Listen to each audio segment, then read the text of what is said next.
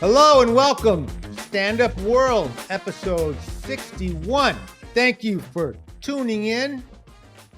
This is a good show. We have probably one of the great comedians working today that I think you're going to really enjoy. Got a lot to talk to him about. And we have from Boston, our producer, Patrick Arnold, part of the CETA program for young juvenile delinquents working their way into the entertainment industry. You got caught shoplifting, didn't you? Is that what happened? Is that how you got into this program? Yeah, it was one of those like stories. Like it was the face of that story you hear from Target now, where I tried shoplifting from those self checkout, got over Yeah. $10,000, and they hit me with the big lawsuit. So And correct me now if I'm I'm here. wrong, you were trying to steal one of those swimsuits where you can tuck yourself, those Yep, trans swimsuits, right? yep, and the underwear, Yeah, whatever that else, makes sense. the That shell. makes Yep, sense. Yep, that's all right. We let it all hang out in this show here, I Patrick. know. Just be you. Just be Pun you. intended. No pun intended. But no, he's a fine producer, folks. If you're a regular listener of this show, you know Patrick keeps the trains running on, not on time. But so what's going on? I just saw a thing on the news right before we came on that Kamala Harris, is that her? Is it Kamala? Is it Kamala or Kamala? I don't know. I've heard both. I honestly don't know it well enough to have a definitive She, answer. she says she's ready to serve. And I personally don't think she should serve. I think, she should be able to just pay a fine, but I don't think she should have to serve. But she's ready apparently to go to jail. So I just saw the headline. But anyway, and Yep. the other thing is, what I will say is a lot of people get down on Kamala, and it says a lot about our society that we're basically don't like someone because she laughs too much. You know, we're just she's too goddamn happy to be the president. Okay, we are not going to take 4 years of someone who just is laughing all the time. Such a good It's point.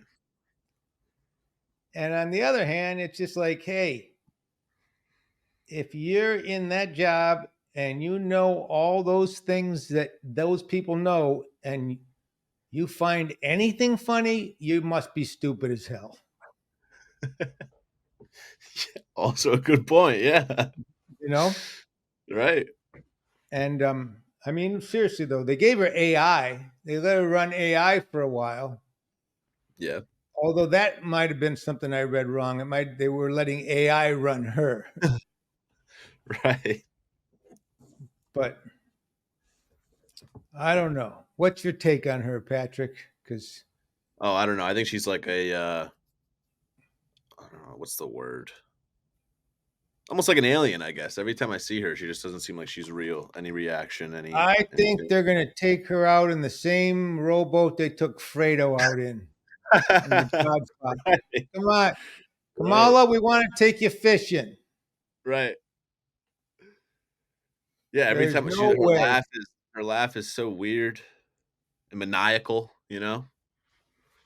Very funny. She's obviously stolen some kind of canister from her dentist office. Yeah. Or two. Anyway, so our guest today is my good buddy Sam Tripoli, who is quite the character. I love this guy. And if he was in the Comedy Store documentary, that's where I first met him. But I think he has 11,000 podcasts that he's running at any current time. He has more theories and conspiracy ideas and takes and opinions on the world than any one human being. I don't even know how he sleeps. Yeah, how but does he keep it all straight? Yeah. he's a funny guy, and he's just a great guy. I really love him. Let's just get him going. Ready? Let's do it. Sam Tripoli. Sam Tripoli. How are you, man? Yes, I'm here. We did this. Sam, It's you're the good to be best. here. Thanks for You're the thanks for having me best. on your show, Mike. I love you, buddy. Well, it's important to me to have you on the show because this podcast that I'm doing is so much about the art and the craft and the world of stand-up comedy, and I feel like Love what it. you're doing is such an important part of it, and you're such a unique voice and such a strong voice, and you make me laugh my ass off. And Well, but more than that, I feel like just let me just say this. There's a really unique time that we're in the world, that there's a group of comedians that are boldly talking to people and letting people talk, that in a way that in a time when the mass media has just abdicated their responsibility to tell the truth. There's Joe Rogan. I think Dave Smith is doing a great job. I think Bill Maher is actually coming to the party sometimes lately slowly, but he is. in a really cool way. But I put you way up in that category, and I think, you know, there are just times when people are learning so much, and I know I'm forgetting a few people, and it'll come to me in a second. Where people are learning Russell so much. Brand is doing a great Russell job. Brand, Russell. Wait, who Yes. else did I forget? Who else? There's Russell Brand. I mean, the Legion of Skanks. You mentioned The Dave Legion. Smith, but the Legion of Absolutely. Skanks are like a big part of the truth and political and just not playing the game of political correctness. They really went through it in New York, So yeah, Yes. I agree with you. Even Colin Quinn, who, I mean, and I don't say that comedians. I think there was a period where comedians were afraid, and they're not afraid anymore. And if they are, they're just they're not important. And they're and even and I Jimmy Dore. I forgot Jimmy Oh Dore. yeah, Jesus 100%. Christ. Doing the And, Lord's but work. but even people, comics on the left, like Patton Oswald, and there's a fellow guys. They're speaking their truth, and they're telling their truth, and I think it's people trust comedians more than they trust the media. And I put you way in there, and I'm so glad, so proud of what you're doing. I'm sorry to Thank you, ramble. buddy. No, it was great. I love you very much. I owe you so much of my life. I can't express it in other things that we've done in our life. So I love you very much, and everything you say means a lot to me. And I come to you today with more hope than I've ever had in for comedy. Like since I probably moved to LA in '98. When you're just dumb and ready to change the world, and you thought you had it understood, and you just love comedy, and you were just running and gunning, and you're like, we're gonna have HBO specials and do movies and all that stuff. And That's right. Mike, you went on to do a lot of that. I learned very early that me and the industry had just a different view of how everything worked. And what I didn't realize back then was like the blessings of my early career set up me for what I am today. But What was your early career? a lot of doors shutting in my face, a lot of like not connecting, failure at big moments, and it's just the story of Tripoli, and it's just the way it went. I just, I from the beginning of my first time I started doing comedy, I realized I had to make stuff happen for me myself. Even when I lived in Las Vegas, at the time there's 3 comedy clubs and they didn't let locals play. So I literally set up I basically am credited with creating the Las Vegas comedy scene. When I started, Wow. there was one open mic every other week. So then I blew it up, and I've always had to do that. And then there was just always these moments where like things could have popped off and it just didn't go my way at that time. And I learned very early that I just had to make it happen myself. But today, today I believe that there's more opportunity than ever for everybody. Like, you know, when I started comedy, everybody wanted Seinfeld. You know, everybody wanted you to be clean and observational, and that was just never me. But now I feel like there's room for everybody, and there's Yes. so much you can make a really good living being your true self. And I think we're winning. I think seeing Shane Gillis on Saturday Night Live is a sign that our side is winning, and I couldn't be more excited for everybody. Yes, absolutely. But I forgot him. I forgot Shane and Matt McClusker and Theo Vaughn. And you're absolutely right. Kill For, Tony and all those guys. Yeah, man. by the I mean, way, you're absolutely right. We're winning. And you know, I remember when I really, after I did the documentary, which I interviewed you for the Comedy Store documentary, and I can't believe you're eating on the show. This is bullshit. Okay, I gotta sign off. I let's can't, you go. can't do that, man. Let's You can't go. do that Let's to me. go. Let's go. It's oranges. It's not really eating. It's oranges. Go Oh, on. I'm Jesus. here. All right. Well, I'm gonna masturbate. That's it. Okay, that's cool. Go Yeah, on. Go on. I'm sorry. Yeah. Everyone's got their little things. I didn't know, slowly snacking was a big violation. My apologies. I'm I will. totally I kidding. will. I will I'm t- never do that again. no, when I after you were so good on your interview. I have to say, and I didn't really know you well, but you were so clear, and you were not afraid to say a goddamn thing. You know, you and Ari Shafir. I had all these comedians, big name guys. You could tell they were doing a lot of dancing, and you and Ari Shafir just.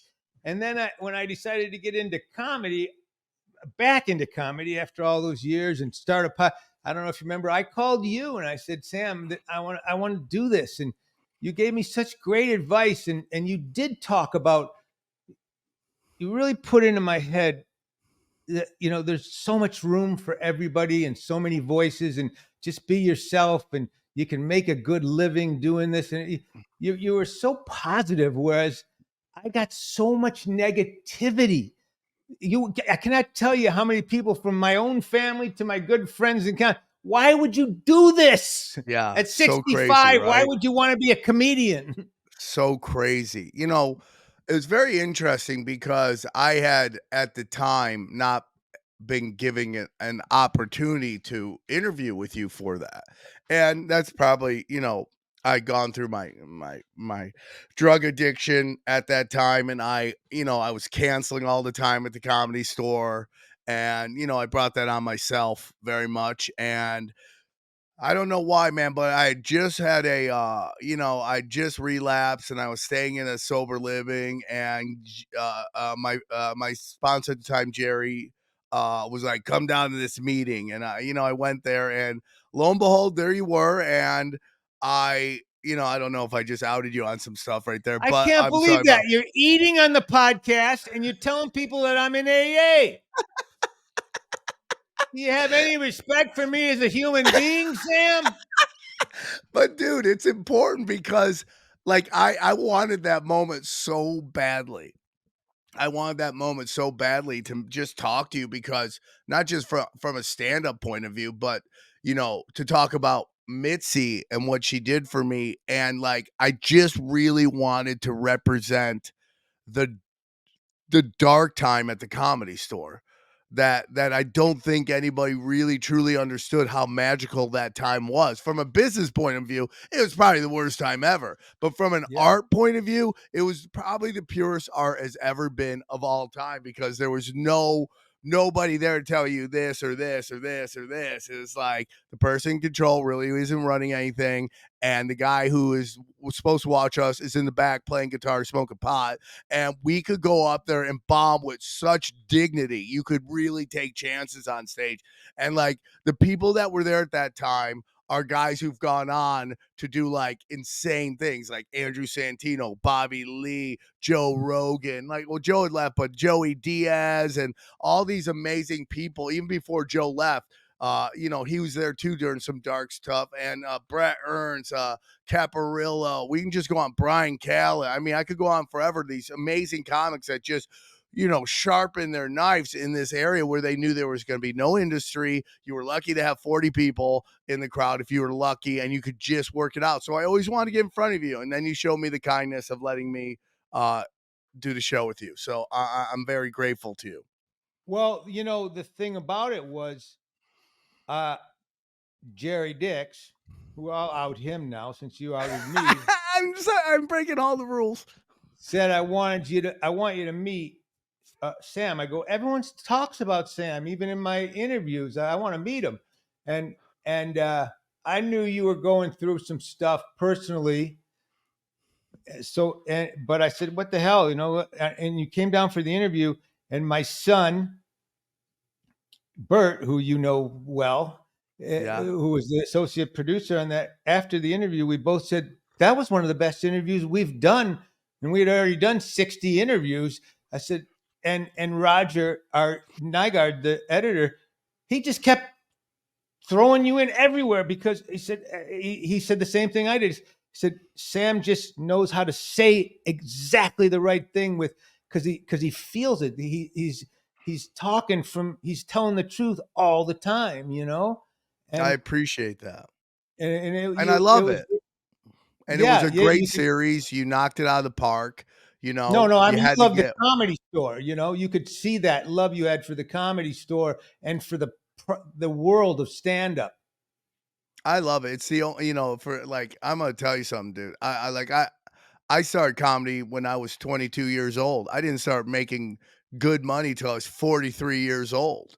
I mean, I was just I was always a wild child, man. And like, I came from this kind of punk rock view of comedy, which we started in bars in Las Vegas where we had to fight to get anybody to listen to us. And it was like a crazy transition where I was like, all the comics loved me and the suits were like, they didn't know what to do with me. But it was this journey. And I come to you right now with like I couldn't be happier. I'm about to shoot my third special on March 3rd. I'm very excited about that. I got an hour of power, and it's just Where are like you shooting it? Bourbon Room. Thanks to you pointing out that was a great place to go. I went down, Oh, that's saw it. great. March 3rd. March 3rd Yeah, at the Bourbon Room. Are tickets yeah. for sale? Yeah, well, we're discussing that, but yeah, they basically everyone. I already have people ready to fly out to come to the show. We're gonna announce it, and then we're just gonna hopefully pack it up. I just, I'm excited. It's a really good hour that I've really honed. It's like I created real quick just the process was. Wait, just let me just hold on. Don't override it's PG-13, right? Yeah, well, well, I'm gonna be honest with you. No, it's not PG-13, I but know. I'm my being I know, sarcastic. but I want Yeah. you to know something though. Like sometimes when I start a new hour, I give myself I give myself a little like, hey, a goal or a task or something to work on in that hour. Like, I remember watching Ari Shafir go around. And he was doing this great storytelling, so I was like, you know what? I want to learn how to tell stories. And so, like, I remember I just put out an album. I'm like, this hour, I'm going to be storytelling. I'm going to learn the art of storytelling. And I taught myself, and now it's like, it's my main way of going about telling jokes is through stories. I think storytelling is the highest form of comedy for me personally. So what I'm going to do in this next one is because, Tom Rhodes always says that I play at the front of the net like when it comes to tennis. Like I'm always in the front, like just pressing them. And what I want to do this next one will be to see if I can take the simple things of life and do it through my filter of how I see the world. So it's more of a relatability situation than constantly pressing it, Sorry Now, about how that. Yeah. long have you been working on the hour? About 2 years. That's great. I love it. I love it. I mean, what I'll be there. makes the I'm hour going to be versus there what March you've come up 3rd, by the way. I would Just so love you it, know. dude. It's a real hour of just everything that happens in my life, and I'm really proud of it. It's a funny ass hour, dude, and it's all true, and it's And great. I Sammy, mean, like, the Bourbon Room's a perfect room for you to thank film, you, I buddy. think. I'm excited. And you get addicted when you shoot a special. All your fans come out, and it's just like it's super addictive. I get why people like start cranking out specials because it's like it is a special moment, and everyone in the room is on your team, and it's just this really fun moment of just knocking out of the park. My first special was great. Listen, I'm a weird guy. Like, not a lot of people have seen my special on YouTube. Everyone I know is getting like 1 million views, and I'm not getting that at all. Is it the comedy? Maybe. Is it the shadow banning? Maybe. I don't know. So I think I'm going to release this on Rumble too, because I've been I think it's a getting. lot of it is that you eat on people's podcasts. Yeah, I think that's it. I'm sorry, bro. I'm sorry. I do 90 podcasts. I'm just saying, the guys that don't eat on people's Bro, podcasts you need to have a give me million views. rules. You should have the guy in the knit cap hit me up going, here are the rules. Okay. Here are the rules. Don't eat on his podcast. Okay. No, he'll go. And if you start to eat, he's gonna wank off. Yeah. Hey, listen, if you That's start the eating rules. oranges, he's going knuckles up, beating off. Okay. And that's how it's going, which is a Sammy, power play. I think I look at specials. I see them for us nowadays comedians. They're albums. They're the way musicians would do albums every year, two, whatever. This is their newest work. They'd lay it down in an album, and I think that I don't really. I think special is, even though you're right, they're special. It's kind of the wrong word. It's the new album, the new Yes. piece, and Some people, like, they're obviously like a Dave Chappelle is, Netflix is demanding specials from him. For me, it's just like I like to drop specials when when I've done like all the dates, and I kind of come through on a second time. I'm like, have they heard all these jokes? Okay, it's time to get to put these on a special and start forcing myself to write new jokes, because it can get really easy to tell the same jokes and crush all the time.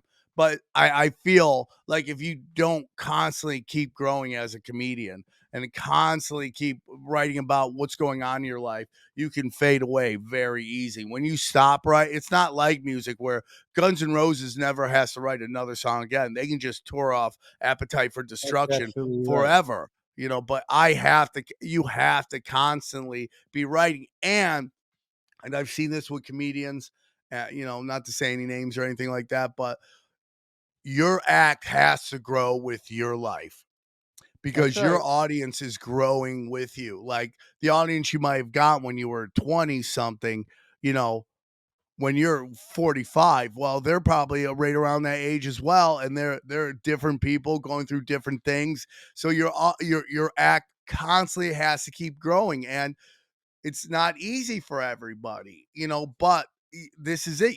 In my belief in this spiritual journey that I'm on right now in my life, I really do believe that everything that is worth anything, you have to fight for, and you have to go through it to get to it. And if it's really easy, it's probably not the best thing for you, and you just got to go through it. Everything must be earned. It's like when you think about these monks in the highest of these hills, like the things they have to sacrifice to reach that level of zen. Not everybody can do that. They can do that. That's life. Everything you want in life, you have to kind of sacrifice for. And I feel like when it gets, I had time where a month where I'm just like, none of these jokes are working. I'm having weird connections with the crowds.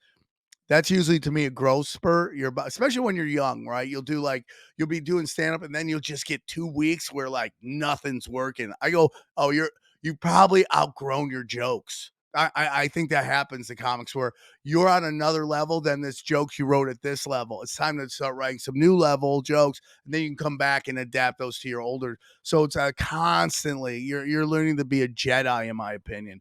You're learning Jedi tricks. That's all stand up is.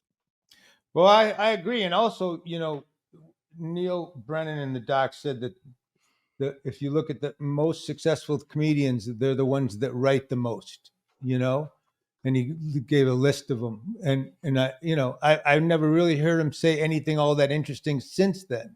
But I mean, I listen, dude. I got in big trouble he was right. He recently. was right on that. What? I got in big trouble recently because I was on Legion of Skanks. They were like, Mitch Hedberg isn't funny. But for me, I appreciate the spectrum of comedy, and I can appreciate like when everybody's beating up Joe Coy for bombing on the Golden Globes. I go, oh, because that's a Neil Brennan gig. Neil Brennan can speak that language and know how to connect with those guys. Like everybody has a different, everybody's a little different. And that's why I love it. Like one of my favorite comics of all time is Jeff Foxworthy. My act couldn't be more different than that guy's act, but like I appreciate the masters, Well, stand up is like music. There's classical and there's jazz and there's this. But Neil was right, and I was obviously teasing, but Neil was right. I mean, the ones, the people that write their asses off are the ones that are really successful, because not only because they keep giving their audience new stuff, but they keep growing as and I, when I was a kid and I was a stand-up, for a while I was really successful as a young guy, and then I got bored with it and I got into other things, but I stopped writing. And when I started up again, I realized the only way it's going to work for me is if I come at this really as a writer. And I'm writing. I write every day, and I write more. I don't get on stage enough to do all the writing that I do.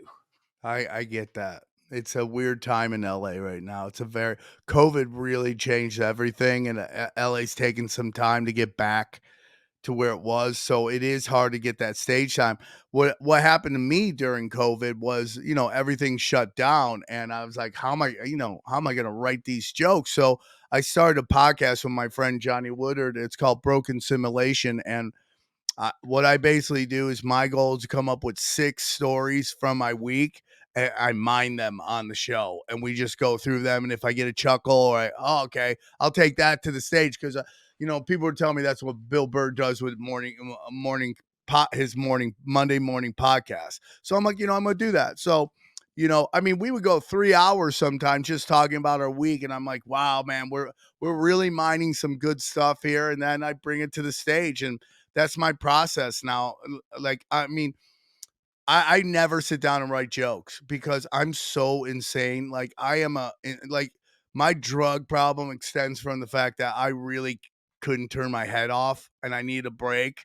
But now I've learned to harness it. So I'm constantly seeing that. Oh, is that a joke? Is that a joke? It's like, it's like the beauty of Doug Stanhope, right? It's like, I know if something happens to Doug Stanhope, he instantly knows his take on it. He can put it through his supercomputer and come out the end with a good, funny Doug Stanhope 10-minute bit on it, So that's kind of where you got to train your brain to get to, is like, what is my point of view on everything that happens?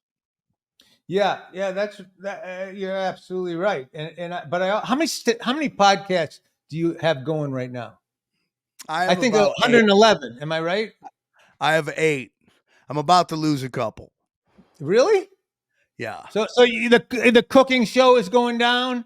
Cooking show, go. It's everything. Okay. It's it's about things I want to learn most of the time. I have a couple podcasts that, Tinfoil Hat changed my life, and then there's just offshoots of that, which is like Conspiracy Social Club, where I debate people, whether it's Brian Callen or my friend Dylan Wren. Broken Sim is just my joke writing, storytelling show. And I just started something on Rumble called Doom Scrolling, where there's so much great content creators in the conspiracy world on TikTok and Instagram. And I basically do, what Jimmy Dore does with like the news, I do with conspiracy TikToks, and I just break them down and we discuss them. So here's the thing. None of them are work, really. I enjoy them all. They all feel like I have a spiritual podcast I haven't done in a while, Zero. I'll get back to that later.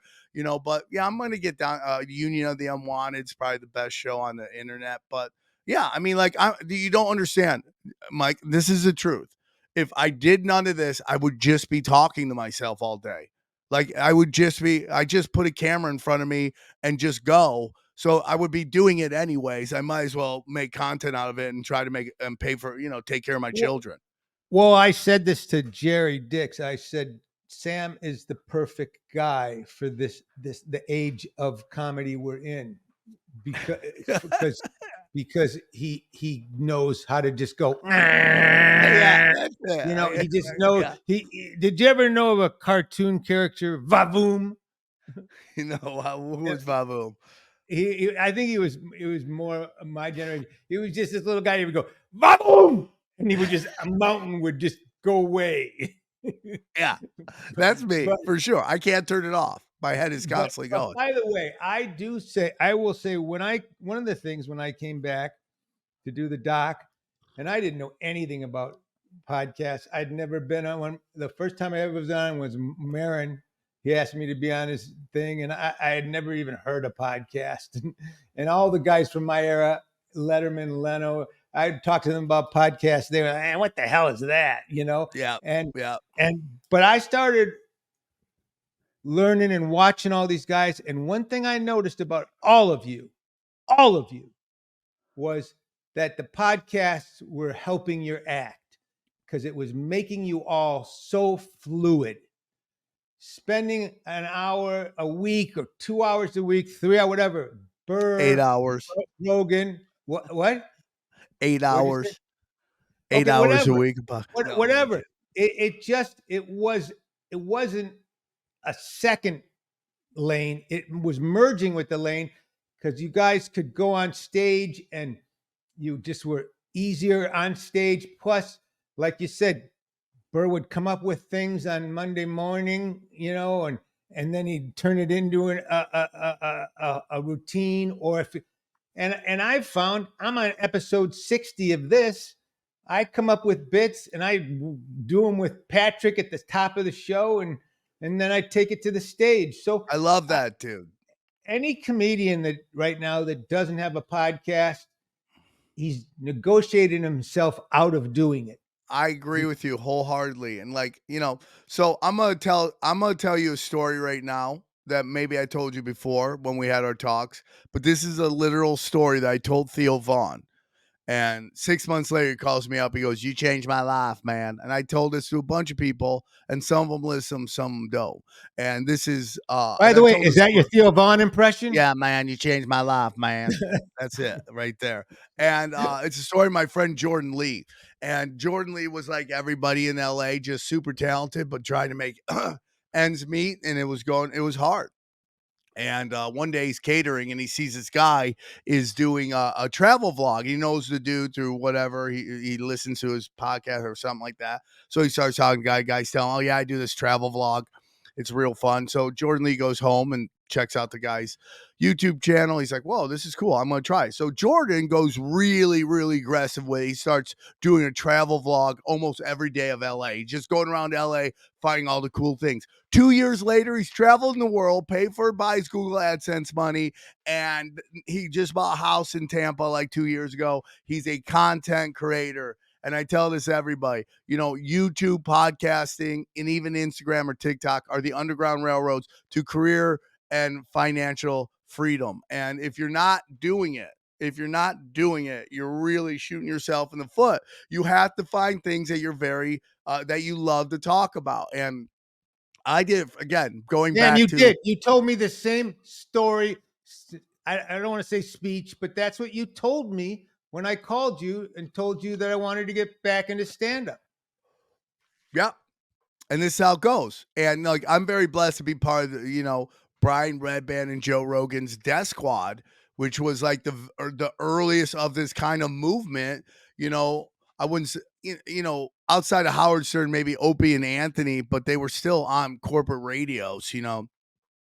This is the first time you started seeing people doing their art for themselves and not to, impress the suits. Like, we were just raw. We were really, really raw and real. And from that sprouted so much stuff. Ari ends up moving to New York, joins Legion of Skanks. They blow up. And it's just like, and here we all are, like, being the most real, authentic ourselves, connecting with people in a way that maybe we weren't allowed to before. And I would actually tell you that now, thanks to podcasts, the more authentic you are on your podcast with your wins and your losses, your strengths and your weaknesses, the more you connect with your crowd. Like I feel like before it was like way back in the day when I grew up, 70s and 80s watching Hollywood, you didn't know too much about these guys outside and these ladies outside of when a movie came out, but that was it. But today in this day and age, it's about being as real as you possibly can. Some people might think too real, too authentic, giving away too many secrets, but I think that's the beauty of right now, and it makes it really hard for legacy anything to compete with that because they're worried about what sponsors think and all that stuff. Whereas in podcasting, the sponsors are co-signing on what you're doing. So That's right. I have more hope for everything. This is the greatest time ever. And like, as we start to see cancel culture dying, I think we're going to get to a point where everyone gets made fun of. And then we get to this place where we're all kind of one. Once we've all kind of made fun of each other, it will get kind of boring. And I think we'll get to a place where we're going to be a lot more kumbaya with each other. But telling you, oh, you can't make fun of this person or that. And there's like all this political correctness has so much fine print just to make white women comfortable, in my opinion. So it's like Yeah. there's so many rules to it and that you can't take. Like if there was a set rule for everybody, I'd follow it, but there's not. So these rules mean nothing. If you're, That's a good it's point. so stupid. Yeah. Yeah. No, it really is. But listen, I don't take any of it serious. Part of it is, like I say, I'm at an age that what are you going to do to me? Really, Exactly. what are you going to do to me? And I've failed so much in my life that I'm not afraid of failure. And I also, to me, I do find a lot of it as a joke. I exactly what you said. A lot of this, all this societal stuff is it's such a two-tier system. It's so whack. Some things are good, some things and I just really like to make people laugh. And I think that if we don't have a sense of humor, and if so many things are off the table, we're going to be making lint and laundry sock jokes, and Yep. and no one's going to be laughing. Yep. So we have to just keeping these lanes open with pushing the boundaries. And like you said, I don't feel that's the best part about it. I don't feel in competition with anybody anymore. And Me I too. and I and I'm trying so hard to stay out of any kind of corporate world. The movie I'm making it with some really cool people, really independent people, the people that made Sound of Freedom, and it's a really cool film, with great actors. And I got a call yesterday. I don't want to get into it with. They tell me that one of the lead guys, uh, a lot of the studios aren't working with this guy anymore. I said, I don't care. Yeah. I don't fucking care. Exactly. He's a great fucking actor, you know. And then I spoke to the main financier and studio, the independent guy, and he's like, I agree. Fuck them, you Yes. know. And that's, to me, I want to be in that world now. I want to be in the world that goes by talent and character and gut. And I don't think you can do that in a corporate world today, right now. I think you've got to be out on your own. And you've also, and you and I have spoken about this, you've got to let people have different opinions than you. You can't be looking for people to, I'll give you a really good example. Bobby Kennedy, who's a really good friend of mine, and Dave Smith were getting along really great, and then they had a difference of opinion, I guess. Not even, they didn't have a falling out, but they were on different sides of the coin on the Israel Palestine thing. And rather than not, they had this great debate, and they talked it out. I don't know if you've seen it, but it's an Yeah. hour and a half, and it's so smart. They both, and they got into it, and I loved it. And at the end, Bobby said, hey, I still disagree with you, but I'd like you to be a VP, you know, and you're the smartest fucking guy I know, Dave. And Dave said, hey, I think you're great too. And you know, it was like, I love that we need to get back to being, it's okay to disagree with each other. It's okay. We don't have to hate each other because 8 things we agree with and 2 we don't. I totally agree. 100%. And somehow being offended has become a felony now, and I just don't understand it.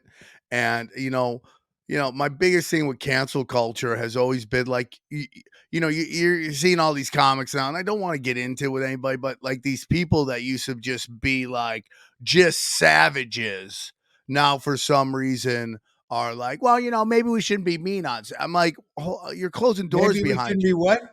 We shouldn't be mean. If you're offending the crowd, you're doing all this, you're not doing your job. And I'm like, dude, I know you. I've seen what you used to do. That's you closing the door behind you. And I'm not here to throw anybody under the bus, but it's like our job is to provoke thought, in my humble opinion. Yes, our job is to make people laugh, but our job in these crazy times is to be a lighthouse in the sea of shit. That's my honest belief. Like, people are looking for some common talk and comment, and that's what the comedians are supposed to do. We are the jesters. Well, some of them. I mean, you've No, got okay, Nate I can get into that Bargatze too. I agree. yeah. Like, I break down comics into 3 groups, Mike. Okay. And none of these are negative. They might sound negative. They are not. There no judgment on any of these. There's 3 types of comics in my opinion. There's clowns, there's shit talkers, and then there's outlaws. Okay. And the clowns, they just want to make you laugh. It's like the very safe, fun stuff. They tend to play arenas and all that stuff, and they're great. Okay, they're great. Then there's the shit talkers who are just kind of like to take chances. They're seen as kind of dangerous by the industry. They're a little edgy, like a Bill Burr, let's say, is like a shit talker. And then on the outside is the outlaws, the Brian Holtzmans, the Doug Stanhopes, the Joey Diaz. I like to throw myself in there as well. And they just want to fucking bring the chaos, and that's what they're really all about. And there's room for everybody now. That's the beauty of it. Like, when I see Brian Holtzman is headlining, I go, comedy is winning. The art of comedy is winning. Now, if we are all Brian Holtzman, it would be awful because Brian wouldn't be unique. We need a Brian. And on the other end of the spectrum is a Bobby Lee. And we need Bobby Lee, right? Bobby Lee has a great role in what he does. But that's the beauty of comedy right now. Everybody has a place and there's a fan base for it, but you wouldn't want everyone to have to do the same thing. Yeah, my biggest problem right now in comedy, Mike, to be honest with you, and maybe there's nothing you could do about it, but I just feel like so much of comedy right now, particularly on Instagram, is like everyone's become demographic mascots now. Like, that's my biggest issue. It's like this kind of plug and play. You're like, I'm a Mexican, I'm a that, and and it's just like, that's great, but it's just I get it, man. I get it. I just, for people like me that don't fit into any box, it makes it a little harder, but that's fine too. But everyone's just a demographic mascot, and that's fine. Well, you got a thing. You're in that mentally challenged kind of thing. Well, by the way, the Downs are crushing it. Have you seen the Downs lately? They are crushing loose wheel that's going to be in a post office shooting people any week now. Yeah, Ice Spice is the most bangable Downs ever to walk the earth. Have you seen her? I'm talking to the youth that watch her show. Ice Spice is just she's got the Downs and she's super hot, and it's like, what a time to be alive. That's a demographic that's got their day in the sun too. My favorite thing that you do on Twitter, if you don't follow Sam on Twitter, you're missing out, because Sam just picks people and it's just one word: wood. WOULD. Yeah. Wood. Yeah. Wooden. Wood. And it's just like Spice. it's just It's a classic joke. Classic. It's the best. It's the best. I'm amazed how picky guys are. Yeah. You got these shredded chicks are like, no way. Got a lot of liars. A lot of liars out there. Yeah. I saw this one that you saw too. this girl was so buff, worked out. She was awesome. And the guy goes, if you're into this girl, you're gay. And I'm going, which line do I get in to be gay? Yeah, 100%, bro. 100%. Yeah, man.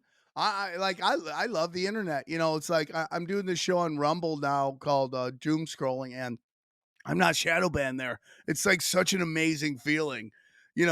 It's just because I'll do like I just did Adam Carolla, or I'll do Dave Landau show. They'll get 100,000 views. Then I go do my show like they got me down to 7,000. I have 140. Why do you think that is? Why do you think that? Because okay, I mean, there back in the day when conspiracy was really popping off, my channel got like some like hidden check on it, like X on it, and they just won't forgive me. And it's just like I'm like, even though I pulled off all my conspiracy off of YouTube, they won't allow Daddy to dance. And so that's why I'm excited about Twitter. Like, Twitter's even doing a little shadow banning on me too, but Rumble show me. I got 100,000 views on something. It has been 4 or 5 years since I had a video get 100,000 views on, because I just like bam YouTube, and which is really crazy because Jimmy Dore brings it up as like that's kind of like YouTube has become the main street of digital commerce, like in a weird way for content creators. It is the place where everyone goes to get views, and if they shadow ban you for any reason, it really hurts your business. And it's like, and Jimmy Dore talks about that's like the phone company in the 70s telling you, oh, your business can't use a phone. That would be death to your business at that time. What about Rumble? Rumble's great. That's what I'm saying. Like I got 100,000 views on my first video, 90,000 views on my second video because it wasn't featured in the editor's choice, but it's still 90 to 100,000 on a video. I'll take that any day. Because I have to tell you, Twitter I think is still funky. I had like 70,000 100. It was great, and then it got weird. Yep. I had 70, and all of a sudden it was down to like 9,000. And because what happened was before Elon did, I was pushing Bobby's book, the Fauci book, and I got put on some do not fly zone, and I haven't been able to go over 5 more followers since then. And even with Elon taking over, they haven't taken me off that list on Twitter. Yeah, it's crazy to me, and it's just putting your thumb on the competitive balance. I mean, like Instagram is doing that with comedy. Like let's just say they've allowed the keep it simple, stupid comics to thrive on there, and they let people who want to press and take chances. They've throttled their views, and it's just the way it is. That's why I'm excited about Rumble. I think Rumble is a chance. Peter Thiel is, Peter Thiel's, you hear him, he wants to start a Olympics where everyone can do drugs, where they can do all the drugs and they can compete against each other, so I think it's very interesting. And, what about Peter Getter? Thiel, have you signed up with Getter? No, I mean, like, here's the whole thing. It's like how deep, like, before that, I still am posting on rockfin.com, ROKFIN.com. They love the content that's edgier. They want that stuff, BitChute, same thing. A bunch of them, I'll put the edgier stuff on, but like YouTube just won't let me dance no matter what I do, and it just sucks. And at some point you're just going so deep into I say pick, like, for me, I was like, should I become Snapchat's like #1 comic, just put all my content in Snapchat and just try to like crush it well. I mean, what is it? I don't what even did you say, Patrick? I hear they pay well. I should do it. I mean, I don't even know who's on Snapchat except for like OnlyFans models and stuff like that. But that's a great demographic to crush with. Right? It's really funny. I think, I know that Whitney tried to get a lot of comedians to do OnlyFans, but I'll tell you what, that's never going to work, because ever fans can't say to their wives, no, I'm signing up for Mike Binder's channel. It has nothing to do with big tits on a Saturday. Yeah, I'm with you on that for sure. And it's just like this weird kind of coming out of this Me Too movement where like everything is like, oh my God, there's all these like predators everywhere. Then they're like, follow me on OnlyFans now too, where it's like, Yeah, listen to my comedy and you'll see some chick like taking on like 5 dragons at the same time. It's just yeah, like yeah. That's it's right. it's a really weird thing. And I don't I mean, they got so much money, why not take a shot at? But it's never gonna like. I know a guy who wants to start a comedy club slash strip bar, and I'm like, it's never gonna work because women aren't gonna want to go there. They're just not gonna want to go there with their man and then see a hot, and then they're like, it's very interesting. So yeah, I mean, it might work with some people, but I think overall, it's just like you guys. It's a porn site and it's its own thing, and that you, just for some. I mean, I used to have the Naughty Show where we do like we'd write sketches with adult film stars, and it was really funny. But it's just like that. It's not for everybody. It's just not. And even though you see female comics do like hours on their snatches, like a whole hour on their snatch, which is great, women will enjoy that, but when guys do it, becomes like some weird kind of creepy thing, and it's just the way it is. It's like this Well, psychological I don't minefield know you if got to you go through. know this, Sam, but in the early 2000, about 2001, when Sex in the City was huge, and that show was just one scene after another, women just talking, sucking dick in bathrooms and this and that. I had a show called Mind of the Married Man on Yeah, I HBO, love that. and people were and the reviews were like, how these fucking men, this is the most puerile, stupid, Mike, I independent, remember that. they just ripped us to hell. And and Bobby Slayton was on the show, and he brought all these porn stars on as a character. He said had this thing, and I took so much shit for bringing them on the show, and they were so nice, by the way. This was, and it was like, it's like, wait a minute, have you watched Sex in the City? This is 100%. It's just this is the reality of the situation. I mean, we can get into the cultural things of that. Women are allowed to be as freaky as they possibly can be, and guys have to be like these kind of like sexless robot. It's like a really weird thing that's going on right now. It's like my biggest like I watch these YouTube videos, and it's just like it's good looking black guys talking to drunk white chicks about like what's your body count. Women are like 300. It's always 300, by the way. I don't know. That seems to be like in the lab. That's the number they think guys are okay with. And by the way, we're not okay with that number at all. 300 is not a number we like. right. Nobody wants to hear your body count. A woman bragging about her body count is like a guy bragging about how in debt he is. Nobody wants to hear that number. Okay. That's exactly right. In fact, here I want to show you this thing here.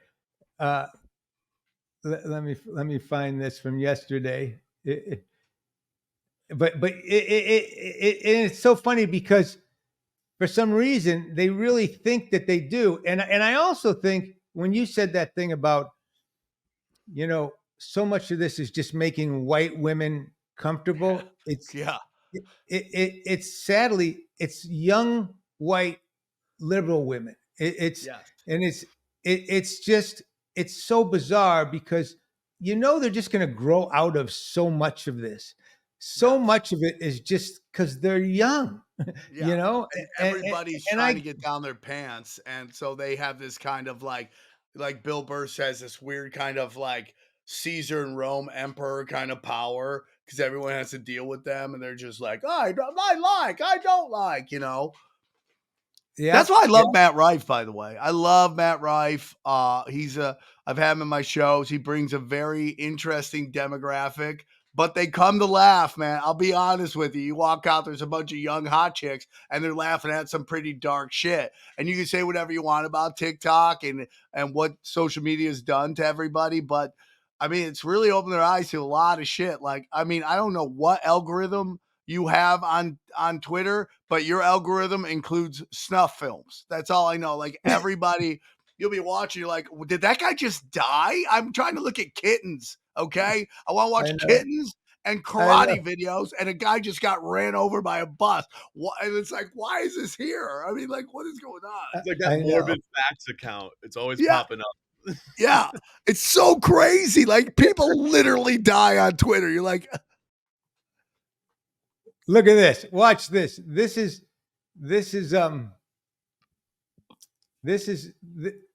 something that I found yesterday and I put up. yeah.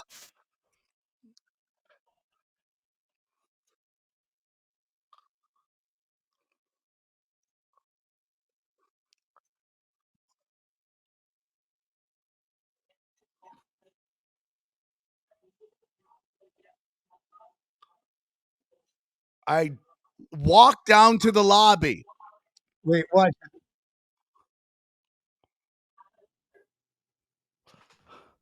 User came down with chlamydia, syphilis, gonorrhea, and assorted anal warts. Her passport and wallet were stolen. And Is that and real? no, no. Oh, that'd be And so 3 sex hilarious. acts were secretly recorded and are available on YouPorn. Yeah.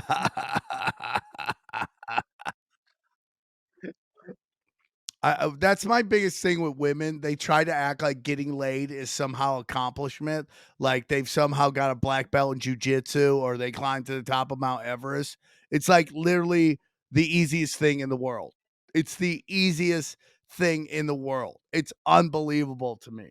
And it's just like that woman, like what that woman doesn't understand now is like every time she meets a nice guy, that video is going to be sent to her by her family, by his family, or one of his boys, and be like, "Hey, just so you know, your girlfriend was the Paris town bike, and everyone got a ride." Absolutely. And it wasn't Right? even a rental. It was just Yeah, free. right. It was It a just free it bike was leaning just against a it pole. was just a bike in the park that people just picked up and took it for a stroll. It's unbelievable to me. It's this weird, stupid flex, and I mean, we can get into that whole thing. Like, it's just like I think humanity's like all these chicks are now OnlyFans models, and like again, you did shows with adult film stars in comedy. I did shows with adult film stars in comedy. They're very much outlaws. Most of them come from really bad backgrounds, and they're just trying to figure out a way to change their family's fortunes. And there was a time where they did it, and some of these girls are making money on OnlyFans. But what you don't understand is like that's like this spiritually, it's low vibrational, dude. It's just and when you do that stuff, you let it, you push away high vibrational people, especially men that you would probably be able to be date, marry, have children with. You push them out, and you only let in the crazies. And all these chicks who would normally be Vikings that would be producing amazing human beings are now going to be hooking up with fucking low vibrational people, and we're just gonna have this race to the bottom. It's just weird. Like again, that's my biggest problem with a lot of what's going on in Hollywood is like they've ran out the outlaws, all the outlaws, all the crazy people. There's this weird thing where we all have to kind of be like politicians now and hide our secrets when in reality, like what makes us weird makes us entertaining. And all these like Red Fox was around today. Would he have any chance of making it with all the stories of drugs and women and all that stuff? And should we not have a Fred Sanford? I mean, like, or No, no, Red no. Fox. And I agree with you, but by the same token, sometimes you can't fight the flow of the planet, and you just Yeah, have to do your thing. And I do think you said something at the very beginning. You said we're winning, and I we are. do think in a lot of ways we're winning, and common sense is gonna win out. And it's like, and I had this whole great conversation with the guys that are making my movie. I was like, don't we don't chase yesterday's system. Don't chase the old studios and the old ways to do it. You Yes. guys had this major hit with your last movie. Don't go back to the old center of town with these buildings that are having trouble selling out offices. They're No, just I empty agree. skyscrapers. Yeah, I Go to the agree. new world. and and Adapt or die. You're and I winning. think that And listen, I really do believe that change is coming, and a lot of people are going to get tired of being sheep. That's what's happened. You see a lot of comedians, a lot of very very well known and famous comedians. They're just sheep. They're Yes, sheep, they are. and So crazy. they're gonna get tired of Conformity. being sheep. You know, It's and not, how quickly you know, can you conform now? And they get really mad when you don't conform. That's the weirdest thing to me. Like when I started comedy and you see somebody who was just a juggernaut, it's like when Doug Stanhope came into town in Vegas, it was a big event because we knew he was just gonna go for it. And we just celebrated that. And like again, going back to Instagram and it's in Mark Zuckerberg's thumb on the competitive balance of comedy. It's like you're starting to see that on like YouTube and all this stuff. It's like, okay, some great people, obviously like Andrew Schultz and all those great comics get through, but if you're not a well-known guy who's doing some, it's really hard. You got to find your way. But like in Jurassic Park, where they're like life finds a way, you can find a way. There is a way. You can find your crowd. You just have to figure it out. And I just think that we're the comedians, we are the gestures, and we're supposed to question stuff. And some people just want to conform, and it's great for them, but I can't do it. no. It's not my I, DNA. I'm a I punk will rock say guy. I'll let you go because I know you got things to do and you got to go I to. gotta eat some oranges. Oh man, I told him. That's it. Yeah, I gotta eat That's it. I'm taking oranges, my dog. pants I'm off. gonna wait till we're done and respect you. No, go ahead, eat. I was No, you're totally great. joking. This is Hey, great, listen, Mike. I'm really grateful for guys like you being out there, and I love what you're doing. I love your act, and I really listen, man. We're all lucky. It's a great time to be doing this, Best time to be alive. and It's the yep. And best. if you live in a life of gratitude, there's always something to be grateful for. And what I'm grateful for is I'm not a sheep. So, No, because you Mike, know you're what? doing great. When In you the do my end, shows, you crush. when tough times come, sheep always get fucked or eaten. Yep. I love Remember that. that. I love that. In tough times, sheep get fucked or eaten, and you get left Or behind, both. bro. Or Yeah, both. yeah. That'd be the worst. Is to get fucked then eaten. That'd be the worst. Eat me first. Yeah. Hey, March 3rd. Let's March go. 3rd. What night of the week is that? That's a Sunday night. It's gonna be called. It's called Quiet. The actual name of the special is Why Y'all Getting Quiet, but it's gonna be called Quiet. All right. I'll be there Sunday night, folks. Sunday night at the Bourbon Room. I think maybe one of the finest rooms for stand-up comedy in this country. I really love that room. And to see Sam Tripoli film his third special, what a treat. What a treat. I'm so Head down. excited. Thank you, buddy. I love you. Okay. Thanks for Love having you, me on. You're Sammy. doing the Lord's work. You're the best. All right. Sam Tripoli, that was great. That guy's out of his mind. I got to tell you, he's out of his mind. But March 3rd, he's at the Bourbon Room, and he's got his buddy Eddie. I think it's Eddie Bravo is opening for him. Oh, really? That's So, awesome. yeah, and I'll be down there, just watching and laughing. So, also, I want to say two things. One, next Wednesday night, I'm downtown at the $1 Million Theater for the RFK fundraiser with Tim Dillon and Bobby Lee and Adam Carolla and Erica Rhodes and Trey Stewart. And I know I'm forgetting someone else. Damn it. Rob Snyder. And it's hosted by Cheryl Hines, Mrs. Kennedy, who's a great comic herself, or not. She's not a stand-up, but she's a comic actress, but she's awesome. It's a great show. It's a fundraiser at a great theater downtown. You can get your tickets right there at RFK whatever.com or whatever. It's right there on you. Put it on the screen. If you would, that'd be nice. And more important, not more important, as important, I am bringing back, I've told you about my Detroit Comedy Jam special I did in 1985 for HBO. And then we made it a regular bi-yearly event downtown Detroit. We did them in all kinds of theaters. We're now bringing it back at the Cambria Hotel. And we're going to do it monthly. We're raising money for Mitch Album's Have Faith Orphanage in Haiti, and we're going to just be bringing in a lot of comedians and having fun with this. The first one is with Howie Mandel, who was in the special with me, and John Stamos, and Heather J., who's a fantastic comedian, another Detroiter. And that is 2 nights, March 8th and 9th. 2 nights, March 8th and 9th. 2 shows, 7 and 9:30. Get your tickets at DetroitComedyJam.com. And if you're in Detroit, support this.